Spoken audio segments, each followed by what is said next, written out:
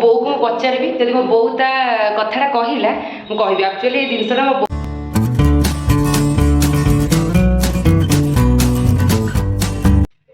आम घर चुली भी मत चिन्ह पारुनी खाली धुआं हो आसी पहुँच बस बस मत रोसे बसईदेला बो चिकेन करी आसिकी खाईदेली टिके जो उपमा और चकली एबे चिकेन बनैबी बहुत सेपटे साधा कर आज रविवार बापा खाइबेनी नॉनवेज बहुत एमती चिकेन खाएनी केवल आम बड़ भाई मु आउ मझिया भाई घर अच्छे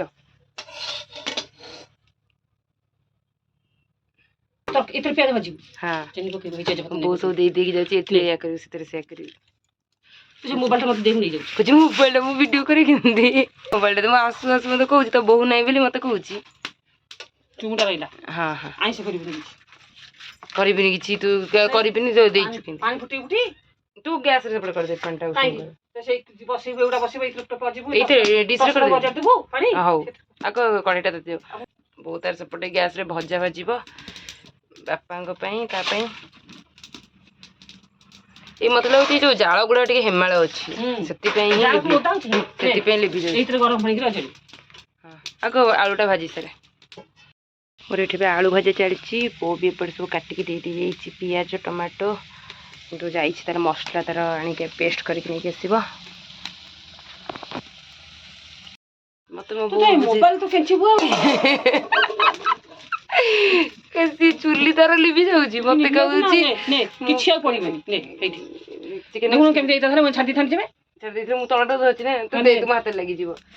चुली लिभि जाऊँगी खाली दोष दौर तू मोबाइल खेचुचु बसिक बोधे रोसे डेरी हो ना ना जाल गुड़ा टे हेमाल अच्छी ना से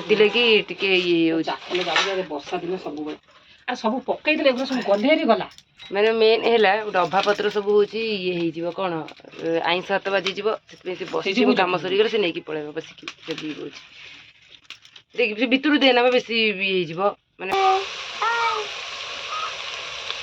मो सांग मैंने बड़ पिलाटा मो सांग नुई छोटा सांग पुपा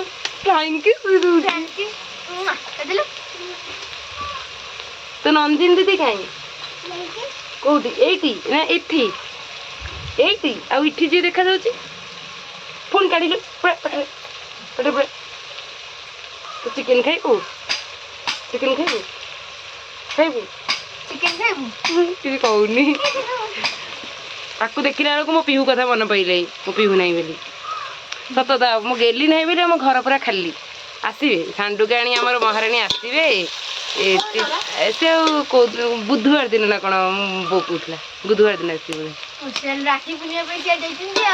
राखीटा अच्छी ना भाज राखी तुम भाई भी नहीं आसवे बुधवार गेली नथिले आम घर सतरे इनकम्प्लीट आम घर पूरा इनकम्प्लीट क्या सी आम गेली सी आम पिहू सी आम लक्ष्मी आम घर सब सी धन तो जाने तपड़ू कौटी कौन थी बाजी जीव धन पड़े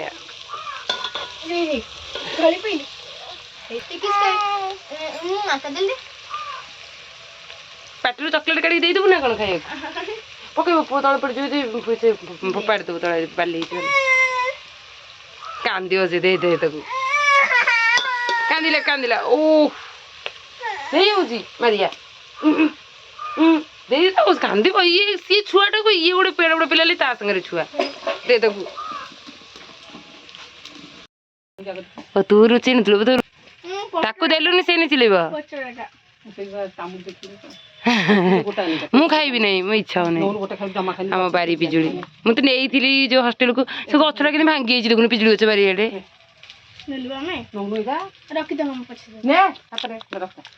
खाई दो ना मो बहुत टेंशन पियाज भजा अरे तो गैस सॉरी तो चुली जलुनी मत देखी डरुनी मत देखी लाज कर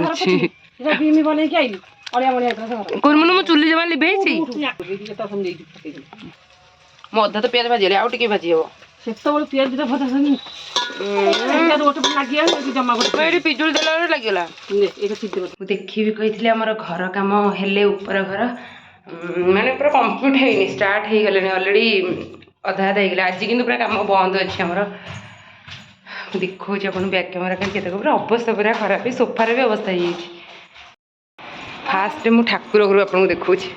ଆସେ କୁନମୁନ ଆ ଦେଖିକି ଆସେ ତାର ଫାର ସବୁ ମାନେ ପଡ଼ିଛି ନା ବାଟରେ। ଫାଷ୍ଟ ଏଇଟା ଠାକୁର ଘର ପଛରେ କି ଏଇଟା ଆକ୍ଚୁଆଲି ଏଇଟା ଆମର ଟିଭି ଏଇଠି ମାନେ ରହିବ ଟିଭି ବି ଟିକେ ରହିବା ପାଇଁ କିନ୍ତୁ ପ୍ଲାଷ୍ଟର ଏପଟେ ମୋ ଭାଇ ଆଇଲେ ହେରି ଗାଡ଼ି ଆସିଲା ନା ଭାଇ ଆଇଲା ବଡ଼ ଭାଇ ନଥିଲା ନା ଏପଟେ ପ୍ଲାଷ୍ଟର ସରିଗଲାଣି। ଏଇଟା ଆମ ଛୋଟିଆଟେ କମ୍ ସ୍ପେସ୍ ଅଛି ଡ୍ରଇଂ ରୁମ୍। ଆଉ ଏଇ ଯେଉଁ ବାଟଟା ଦେଖାଉଛି ଏଇଟା ଆମ ଦୋକାନ ଘରର ଉପରଟା ସେଇଟା ହିଁ ମାଲ୍ ହିଁ ଷ୍ଟକ୍ ରହିବ କେବଳ ଏଇଟା ଡ୍ରଇଂ ରୁମ୍ ହେବ। ଆଉ ଏଇଟା ଖାଲି କାଚ ପାଚ ଲାଗିବ ଲାଗିନି ଏଇଟା ଡ୍ରଇଂ ରୁମ୍। ଆଉ ଏଇଟା ଆମ ପୁରା ଘର ଷ୍ଟାର୍ଟ ପୁରା ହଲ୍ଟା। ଆଉ ଷ୍ଟାର୍ଟିଂରେ ଏଇଟା ହେଉଛି ଠାକୁର ଘର ତଳ ବି ପଡ଼ିଯାଇଛି କାନ୍ଥ କେବଳ ଏସବୁ କଲର୍ ହେଇନି। ଆଉ ବଢ଼ିଆ ଲାଗୁନି? ହଁ ସେ କଲର୍ ତ ଦିଆହେବ। ମୋ ବୋଉକୁ ମୁଁ ପଚାରିବି ଯଦି ମୋ ବୋଉ ତା କଥାଟା କହିଲା ମୁଁ କହିବି। ଆକ୍ଚୁଆଲି ଏ ଜିନିଷଟା ମୋ ବୋଉର ଗୋଟେ ବହୁତ ବଡ଼ ମାନେ ସେ କେତେ ଖୁସି ଅଛି ସେ କହିବ କାହିଁକିନା ଏଇଟା ମୋ ବୋଉର ବହୁତ ଇଚ୍ଛା ଥିଲା କି ଠାକୁର ଘରଟା ସ୍ପେସିଫିକ୍ ଗୋଟେ କେମିତି ହେବ ଅଲଗା। ଆଗରୁ ଥିଲା ତଳେ ସେଇଟା ଗୋଟେ ବଡ଼ ଘର ମାନେ ବେଡ଼ରୁମ୍ ଟାଇପ୍ର ଗୋଟେ ବଡ଼ ରୁମ୍ଟେ ଥିଲା ଆମେ ସେଇଠି ହିଁ ଠାକୁର ଫଟୋ ରଖି ଦେଉଥିଲୁ। ତାର ଭାଇଆରଙ୍କ ମ୍ୟାରେଜ୍ ହେଲା ପରେ ସେମିତି ଠାକୁର ଘର ସ୍ପେସିଫିକ୍ ହେଇପାରିବନି ଗୋଟେ ର୍ୟାକ୍ରେ ଆମେ ଏମିତି ରଖି ସେଲ୍ଫରେ ଠାକୁରଙ୍କ ଫଟୋ ରଖିଦେଇଥିଲୁ।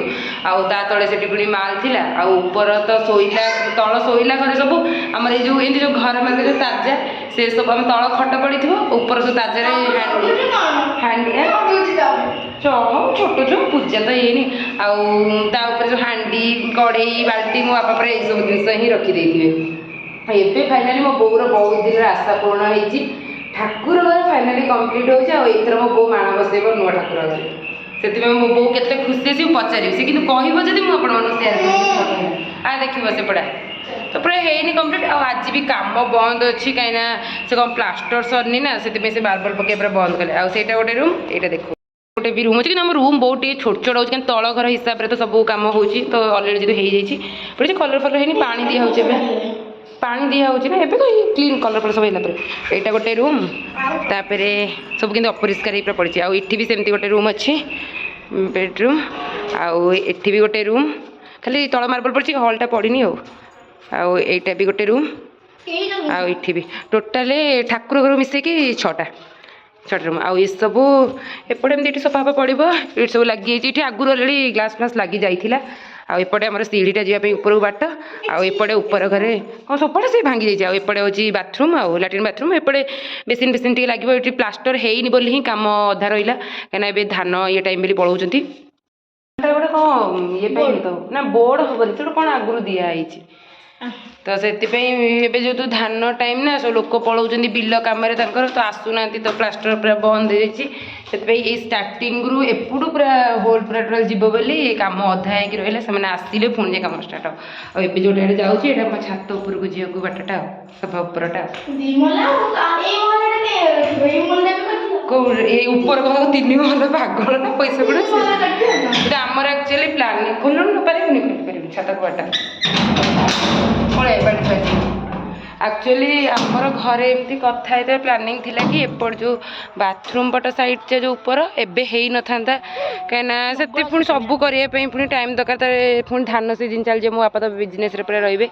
କିନ୍ତୁ ମୋ ଖାସ୍ କରି ମୋ ବଡ଼ ଭାଉଜ କହିଥିଲେ କି ଆଉ ନାଇଁ ଉପର ଘର ହେଇଗଲା ମାନେ ବାଥରୁମ୍ଟା ଆଗ ହେଇଯାଉ ସତ କାହିଁକିନା ବାଥରୁମ୍ ନହେଲେ ପ୍ରୋବ୍ଲେମ୍ ଉପରେ ଧର ଶୋଇଥିବୁ ରାତିରେ ପୁଣି ବାଥରୁମ୍ ପ୍ରୋବ୍ଲେମ୍ ପାଇଁ ତଳକୁ ଯାଅ ଇଏ କର ତ ଅସୁବିଧା ହେବ। ସେଥିପାଇଁ ବାପା ସେ ବି ଯେଉଁମାନେ କାମ କରୁଥିଲେ ମେନ୍ ମାର୍ବଲ ସେମାନେ ବି କହିଲେ କି ନାଇଁ ଅଧା ଯଦି ପକାଇଦେବ ପୁଣି ଅଧା ମାର୍ବଲ ପକାଇବ ସିଏ ଖରାପ ସ୍କ୍ରାଚ୍ ହେଇଯିବ।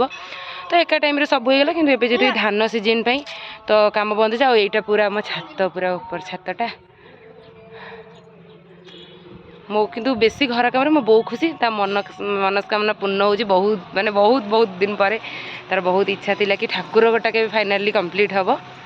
ହେଇ ତ ନାହିଁ ଏପର୍ଯ୍ୟନ୍ତ। ଏପଟେ ଟାଙ୍କି ବି ସବୁ ଆସିକି ଏଠି ପାଇପ୍ ଟାଙ୍କି ଫାଙ୍କି ବି ସବୁ ଅଲରେଡ଼ି ଥୁଆ ହେଇଯାଇଛି ଆସିକି କେବଳ ଲୋକ ଆସିନାହାନ୍ତି କାମ ପାଇଁ ବନ୍ଦ ନହେଲେ ସେ ଆସିଲେ ପୁଣି କାମ ଷ୍ଟାର୍ଟ ହେବ। ଏଇ ଯାଆନି ସେଠିକି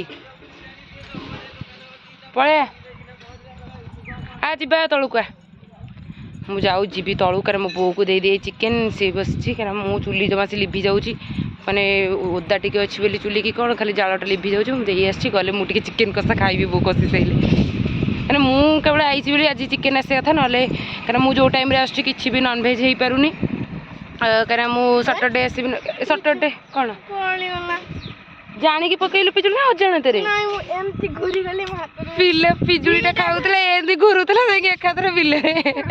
ଚାଲ ଯଦି ଘରେ ଆଉ ଥିବ ପାଚିଲାଟେ ଟୋଟାଲି। ମାନେ ମୁଁ ଭାବୁଛି ଖାଇଦେଲୁ ଖରାପ ଥିଲା ବୋଲି ଫିଙ୍ଗିଦେଲା। ଆରେ ସେ ଏମିତି ବୁଲଉଛି ସେ ପୁରା ପଡ଼ିଗଲା। ଦିଟା ତ ଏମିତି ଘୁରି ପଇଲେ ଯାଇକି ହାତ। ଦିଟା ନା ପଡ଼ିଗଲା? ନାଇଁ ଗୋଟେ ବି ପଡ଼ିଗଲା ଯୋଉଟା ଖାଇଥିଲି। ମୁଁ ଆଜି କ'ଣ ଖରାପ ଥିଲା ବୋଲି ଇଏ କରିଦେଲା। ତ ସେଥିପାଇଁ ମୁଁ ଯେହେତୁ ଖାଇପାରୁନି ଆଜି ସଣ୍ଡେରେ ବାପା ନନଭେଜ୍ ଖାଆନ୍ତିନି, ବୋଉ ତ ଚିକେନ୍ ଖାଏନି, ତ କେବଳ ଆମେ ଭାଇ ଭଉଣୀ ଖାଇବୁ। ଜଣେ ଭାଇ କାମ କରୁଛନ୍ତି ଆମ ଘରେ, ସିଏ ଖାଇବେ ବାସ୍, ଆଉ କେହି ନାହାନ୍ତି। ମୋ ମାମା ହେଇଥାନ୍ତା ଏତେ ମିନିଟ୍ ଦେଖି ଏଠି ପାଣି ସବୁ ଗାଧେଇଥାନ୍ତି। କ'ଣ କ'ଣ ଏଇଟା ପୁରା ଆମ ବାରି, ସେଇଟା ଆମ ପୋଖରୀ। ପୋଖରୀଟା ଦେଖାଯାଉନି ବାଉଁଶ ଯୋଉ ପଡ଼ିଛି ଇଏ ହେଇକି ପାଣି ପଶିଛି ପାଣି ପଶି କେତେ ଏପଟ ସାଇଡ୍ଟା ପୁରା ଗଭୀର ଅଛି ନା। ପଚାରିବି କହିବୁ ମୁଁ ଭିଡ଼ିଓରେ କହିଛି ତୋର ସତ କଥା, ତୋର ଆଶା ଥିଲା କି ଯୋଉ କ'ଣ ଠାକୁର ଘର କଥା। ମୁଁ ସେଇଆ ପଚାରିଲି ତୁ କେତେ ଖୁସି ଅଛୁ ହେଲା। ମୁଁ କିନ୍ତୁ ମୋ ବୋଉକୁ କହେ ଯେ ବୋଉ ତୁ କାହିଁକି ତା ହିସାବରେ କିଛି ଗୋଟେ ଯଦି ମୋ ବୋଉ ହିସାବରେ ଯଦି ଏପଟ ସେପଟ ହେଇଯିବ ତାହେଲେ ମୋ ବୋଉର ଖୁସି ଖରାପ ହେଇଯିବ। ଆଉ ଗୋଟେ କଥା ମୁଁ କହୁଛି ମୁଁ ମୋ ବୋଉକୁ କିନ୍ତୁ ଚିଡ଼ାଏ। ମୁଁ ତ ବସେଇ ଦେ ଜାଲୋ ମା ପିହୁ ପିହୁ ଆସିଲେ ଗଲା ଲୋ ମା ପିହୁ ଆସିଲେ ଦେଖିବ ଏ ଭିଡ଼ିଓଟା ବାଡ଼ିଆ ପିଟା ହବ। ତୁ ପିହୁର ଜାଗାରେ ବସି ପଇଲୁ। ସେ ଦେଖିଲା ନା ଗେଲିକି ଦେଖେଇଦେବି ମୋ ଝିଆରୀ ହେଲେ କାନ୍ଦିବ। ଏଇଟା ପିହୁ ବସ ଏଇଠି ନାକେ ଏମିତି କରିଦଉଛି ନାକକୁ। ମୋ ବୋଉକୁ ମୁଁ ସବୁବେଳେ ଆଗରୁ ଚିଡ଼ାଏ ବହୁତ ବ୍ୟସ୍ତ ନା ତୁ ମରିବା ପୂର୍ବରୁ ବାପା ତ ସ୍ୱପ୍ନ ପୂରଣ କରିଦେଇଯିବେ ଠାକୁର ଘର ହେଇଯିବ ଗୋଟେ। ଆଉ ଫାଇନାଲି ହେଲା। କିନ୍ତୁ ଯଦି କିଛି ଗୋଟେ ଗଡ଼ବଡ଼ ହେଇଯାଇଥିବ ମାନେ ମୋ ବୋଉ କହୁଥିବ ଏଇଟା ହବନି ସେମିତି ହେଇଯିବ, ଯଦି ସେଇଟା ବିଗିଡ଼ିଗଲା ତାହେଲେ ମୋ ବୋଉର ବି ବିଗିଡ଼ିଯିବ ମୁଣ୍ଡ। ସେଥିପାଇଁ ସେ କହୁଛି ମୁଁ ଖୁସି ଯେ କିନ୍ତୁ ଏବେ ଆଉ ଖୁସି ନାହିଁ। ତ ତା ହିସାବରେ ଗୋଟେ କ'ଣ ଗଡ଼ବଡ଼ ହେଇଯାଇଛି ଆଉ। ଗଡ଼ବଡ଼ ହେଇଥିଲା ଏବେ ସେ ଜିନିଷଟା ବାପା ଠିକ୍ କରିସାରିଲେନି କିନ୍ତୁ ରାଗଟା ରହିଯାଇଛି ଆଉ। କିନ୍ତୁ ଅଥବରେ ତୁ ଠାକୁର ପୂଜା କରିବୁ ନା ନାହିଁ, ସେଠି ମାଣ ବସେଇବୁ ନା ନାହିଁ? ବସେଇବି ଆଉ କ'ଣ କରିବି ହେଲା କରିବା ଆଉ ଯେତେବେଳେ ତୁ ଏଇନା ବସେଇବେ ନା ନାହିଁ? ଭାଉଜ ତ ପରେ ବସେଇବ। ଚିକେନ୍ ଜଳ ନେଇ ଛୁଇଁବୁ ତ କିଛି ନାହିଁ। ସେଇ ତଳେ ପଦାରେ ଯାଉଛି କୁଣ୍ଡ ଗୁଡିଆ ଏଇ ଯୋଉ ବାହାର ପାଇପ୍ ପାଖର ବାହାର ଯୋଉ କଳ ଅଛି ସେ ଚିକେନ୍ କଷା ଖାଇବ ମୋ ସାଙ୍ଗରେ। ଆଉ ମୁଣ୍ଡରେ ହାତ ବସିବ ନା ମାମା ଆସିବ ହାତ ତ ଧୋଇକି ନବ। ଆମ ଘରେ ସାଇନ୍ସ ପାଇଁ ସେଥିପାଇଁ ମୋ ବୋଉ ପୁରା ହାପି ତାର ଠାକୁର। ମୁଁ କିନ୍ତୁ ଭାରି ଖୁସି ସତରେ ଆମ ଉପରେ କାରଣ ତଳ ଘରେ ଆମେ ଖଟରେ କେବଳ ଶୋଉଛୁ ନା ଚତୁର୍ଦିଗ ମୋ ବାପା ସବୁ ବେପାର ଜିନିଷ ରଖୁଛନ୍ତି ଚାଦା ଉପରେ ହାଣ୍ଡି କଢ଼େଇ। ହଁ ଯେହେତୁ ଆମର ଯୋଉ ଲୁହା ଏଇ ସବୁ ବେପାର ଅଛି ମୋ ବୋଉ ସେଥିପାଇଁ ସବୁବେଳେ କୁହେ କଥା କହୁଛି ମୋ ବୋଉ କୁହେ କବାଡ଼ିଆ ଘର। ସେଠି ଯଦି ଆମେ ବିଜନେସ୍ ଆମେ ବି ଛିଡ଼କିବ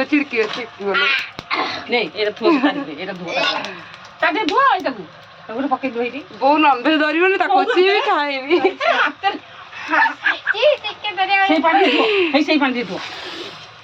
ଧୋଇ ଦେଇକି ପକା ଛୁଆଟା ନନଭେଜ୍ ଖାଏନି କିଛି ନନଭେଜ୍ ଖାଏ ଚିକେନ୍ ଖାଏନି। ମୋ ମୁଣ୍ଡରେ ପକେଇ ଦେଇଥିଲା ସାଣ୍ଡୁକା କ'ଣ କରୁଛି ସେ କହିଦେଲେ ଛି ଛି ଛି ଛି ପଳେଆ ମୁଁ ଧରିବି ମା ବାପା ଅସୁବିଧା ହବ। ସେଇଠି ବସିବ ସେଇଠି କ'ଣ ଗୋଟେ ପଚା କଦଳୀ ଛେନା ଗୁଡ଼ ଅଛି ପଚା କଦଳୀ ଖାଇବୁ ଅଛି ଅଛି ଆଉ ମୁଁ ଦେବି କଦଳୀ ଅଛି ପରା ଏବେ କହିଲ ନାଞ୍ଚୁ ଏଇଠି ଲାଞ୍ଚୁଟା କାଖ ନେଇ ଫୋପାଡ଼ି ଦେବି ତତେ ବାରିଆରେ ନେଇ ଫୋପାଡ଼ି ଦେବି ଆଉ ଫୋପାଡ଼ିବିନି ନାଇଁ ତାକୁ ବୋଉ କୋଳରୁ ଆସିଲେ ନା। ହଁ ମୁଁ ଦଉଛି ବୋଉ କୋଳରୁ ଆଇଲାନି ତ ବୋଉ ତାକୁ ମଜାରେ ଗଲା ଏଇଠି କ'ଣ ପାଚିଲା ଏଇ ଆଇନୁ ସେଇ ଫ୍ରିଜ୍ ଉପରେ ନେଇକି ଫ୍ରିଜ୍ଟା ଖୋଲିଲୁ ତଳଟା ଦେଖିଲୁ ଅଛି କି କଦଳୀ ସେଇଥିରୁ ଆଣ ତ ଗୋଟେ। ସେଠୁ ବୋଉ ତାକୁ କହିଥିଲା ତ ପାଚିଲା କଦଳୀ ଅଛି ଖାଇବୁ ସେଠୁ ସେ ତାକୁ ହଁ କଦଳୀ ଖାଇବି ଦେଇଦେ ତୁ ଖାଇବୁ କି ଅଛି ବା ଗୋଟେ ଖାଉନୁ। ହଁ ସେ ଥାଉ ଗୋଟେ ଆଣିବେନି ଜେଜେ କଲେ ହେଲା। କଦଳୀ ସିଏ ତା ପାଇଁ ଗୋଟେ କଦଳୀ ଦେଲି ଆକୁ ଗୋଟେ କଦଳୀ ଇଏ ତା କଦଳୀ ଖାଇଲା ସିଏ ତା କଦଳୀ ଖାଇଲା ଇଏ ଫୁଲେଇ କହୁଛି ସେ କାଳେ ମୋ କଦଳୀ ଖାଇଥିଲା କିନ୍ତୁ ମୋ ବୋଉ ଦେଖିଛି ସେ ଖାଇନି ତାର ତୋ କଦଳୀ ସେ ଖାଇଛି ଦିଦି ତୋ କଦଳୀ ଖାଇଲା ତୋର ବା ତୁ ଖାଇଛୁ ମୁଁ ଦିଟା ଦେଇଥିଲି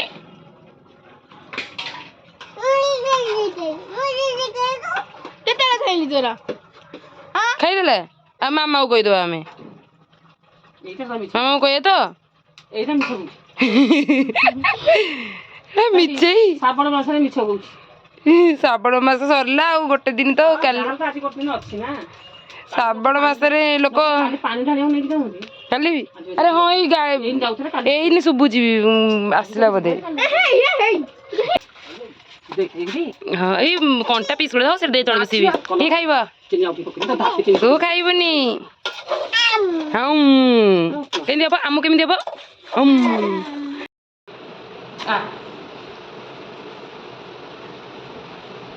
ଟେଷ୍ଟି କେମିତି ହେଇଛି ଏମିତି ଦେଖିଦେଲେ ଆଡକୁ ଟିକେ କେମିତି ତମେ ଦେଖିଦେଲେ କ୍ୟାମେରାରେ ଏମିତି ବାପା ମସ୍ତ ହଉଛି ମସ୍ତ କହିଛି କାମ ସାରିଲା ପରେ ଗୋଟେ କଦଳୀ ପତ୍ର ବାରିରୁ କାଟିକି ମୁଁ କହିଦେଇଛି ମୁଁ କହିଲି କୁନିଆ ଭାଇ ଗୋଟେ କଦଳୀ ପତ୍ର କାଟିକି ଆଣିବ ନହେଲେ ବୋଉ କଦଳୀ ପତ୍ର କାଟିଲେ ମୋ ବୋଉ ଏତେ କଦଳୀ ପତ୍ର ଆଣି ମୋ ବେକକୁ କାଟିଦେବ ତରକାରୀ ଦେଖିବି ଏବେ ଟିକେ କଲର ଟାଇପ୍ର ଦେଖାହେଲା ଭଲ ଦେଖାହେଲା ସେତେବେଳେ ପୁରା ହଳଦିଆ ହଳଦିଆ ଦେଖାଯାଉଥିଲା ଗରମ ମସଲା ପକେଇଥିଲୁ ତ ବନ୍ଦ ଘୋଡ଼େଇ ଦେ କି ଦିଅ ତମେ ଯାହା ଖାଇବ ପୁଣି ବୋଉ ମତେ କହିବ ନା ଇଏ କାମରେ ଲଗେଇଦେଲା ହଁ ବାସ୍ ସେଇ ହଁ ବାସ୍ ବାସ୍ ସେଇ ମାନେ ତାହେଲେ ବଡ଼ଟେ କାଟି ନେଇ ଆସ ବଡ଼ ବାସ୍ ବାସ୍ ହଁ ହଁ ସେମିତି କାଟିଦିଅ ବୋଉ ତାଙ୍କୁ ଖାଇବା ଡେରି ହେଲାଣି ଏଇଟା ଅଗିପତ୍ର ଘରକୁ ନିଅନ୍ତିନି କାଟି ଦଉନା ଏଇ ମୋ ହାତ କରିଛୁ ଆଉ ଟିକେ କାଟିଦିଅ ଆଉ ଟିକେ ନା ଏମିତି ଘରକୁ ଯାଏନି ହଁ ବାସ୍ ଦୁଇ ଫାଳ କରିଦିଅ ନା କେତେଟା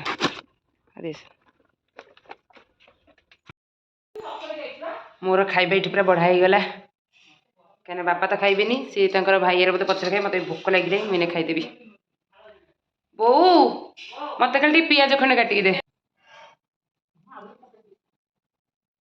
ଆଜି ଘରେ କେହି ଖାଇନାହାନ୍ତି ମୁଁ ଆଗ ଖାଇଲାଣି କେବଳ ଯିଏ କାମ କରୁଛନ୍ତି 2 ଜଣ ସେଇମାନେ ଖାଇଛନ୍ତି ଆଉ ନହେଲେ କେହି ବି ଖାଇନାହାନ୍ତି କେଉଁ ଭଳିଆ ପୁରା ବର୍ଷା ପୁରା ଅନ୍ଧାର କରି ଆସିଲାଣି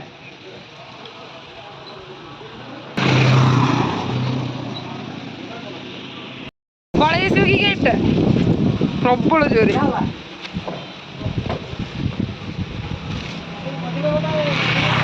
ସିଆଡ଼େ ବର୍ଷା ହେଲାଣି ପୁରା ଦେଖାଯାଉଛି ଏମିତି ଭାଇ ସିଆଡ଼େ ବର୍ଷାଟା ହେଉଛି ନା